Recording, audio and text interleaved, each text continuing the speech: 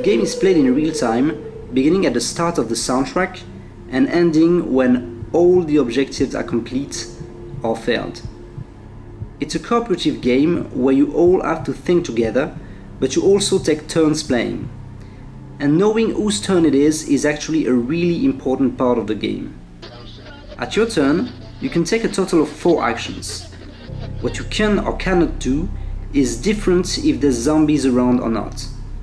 One of the actions you actually can do if there's no zombie around you is moving from an area to another. Moving from one tile to an adjacent one takes 1 action. Most tiles show a search area, that is actually a building that you can go in. Going in or out of a search zone also takes 1 action.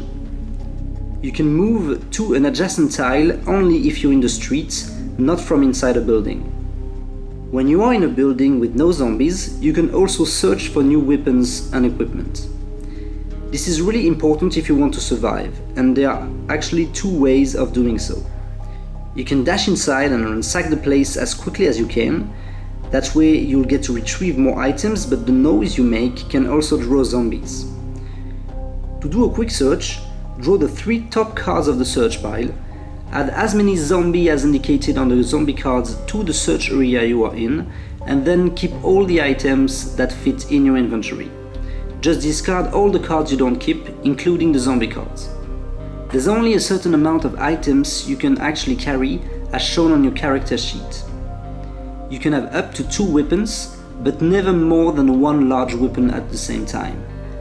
Large weapons are yellow cards, while small weapons are green. Your backpack can hold 1 light item, the blue cards. You can also carry a red heavy item, but you cannot use any of your weapons while you do so. The same goes when carrying an unconscious teammate. If you want to keep a card but you don't have enough room in your inventory, you can place it over an existing card or just remove this card from the game. Either way, you won't be able to use it again in this game. Another way to search a building is to go in silently to cautiously retrieve exactly what you're looking for. It is a safer way, but also a much slower one. To do a careful search, look at the card on top of the discard pile and choose if you want either to remove it from the game or to place it in your inventory. Do this until you actually choose to keep 1 card. You have to decide for each card before you look at the next. So this can take a little more time, but at least you're sure not to stumble upon more zombies this way. You can also take the search action to reveal and take a search token. It can be equipment points that you will spend to buy items between 2 scenarios. It could be important items for this scenario or the next, like gate keys, torchlight, and so on. It also takes 1 action to drop a token later. Note that you can never drop an item or weapon card, just tokens. If there are zombies in your area, you can fight them. Just choose 1 of your weapons that is not broken nor out of ammo, and remove as many zombies from the board as the damage value of your card. This is the top number on the card.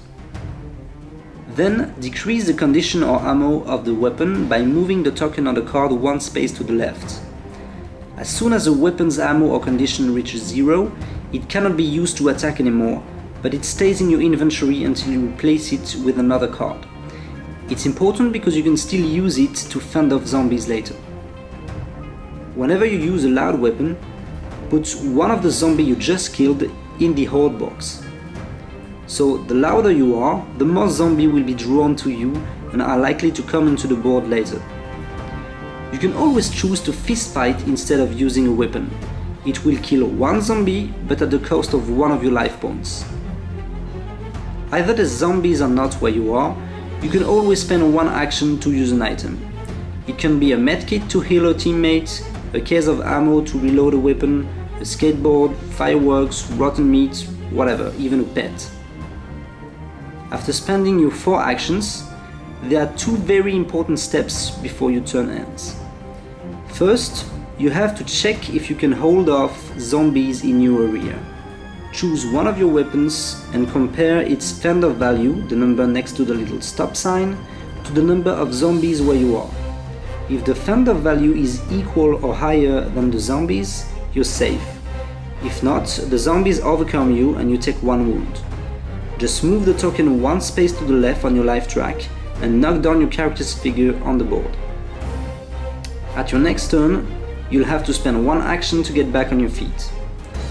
If your health ever goes down to 0, you're unconscious and cannot take any more action until someone revives you using a defibrillator. Your partners can still carry you as a heavy item to finish the game. After fending off zombies, it's really important you say next or your turn to clearly end your turn.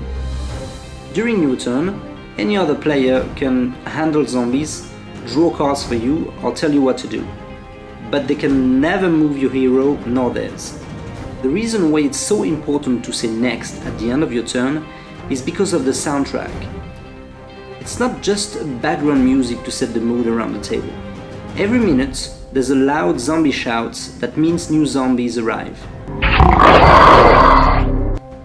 Whenever you hear it, and before taking any new action, you should draw the top card from the zombie pile and add as many zombies to the street on the active player's current tile. If you draw a horde card, then add all the zombies from the horde box, then put 3 new zombies in the box. That's usually when you wish you had used less firearms. If you complete the objective of the current scenario before the soundtrack is over, you all win the game. But if you fail, or if at any time during the game all heroes are unconscious, you all lose. There are a few additional rules like checkpoint to play scenarios as a campaign, zombie card events to make the game even harder to beat, or special abilities for heroes. But you should now have a pretty good idea of how Zombie 15 is played. If you have any questions about the rules or if there's something you're not sure about, feel free to download the rules at zombie15.com. You can also join us on Facebook and of course back the game on Kickstarter while the project is still on.